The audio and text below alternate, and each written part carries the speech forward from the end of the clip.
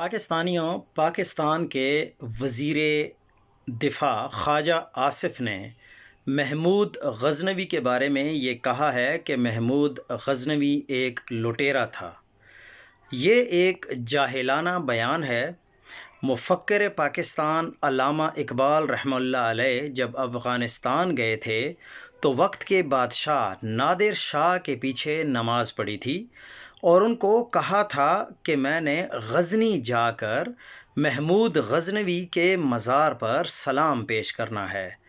ہم نے تو پاکستان میں میزائلوں کے نام رکھے ہوئے ہیں، جیسے غزنوی میزائل، پر وہ تو ہمارا ہیرو ہے۔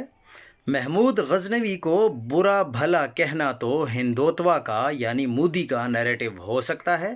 مودی اور اس کے بھگت اس کو برا کہتے ہیں، لیکن پاکستان کا وزیر دفاع کیسے محمود غزنوی کو برا بھلا کہہ رہا ہے یا اس کو لٹیرا کہہ رہا ہے؟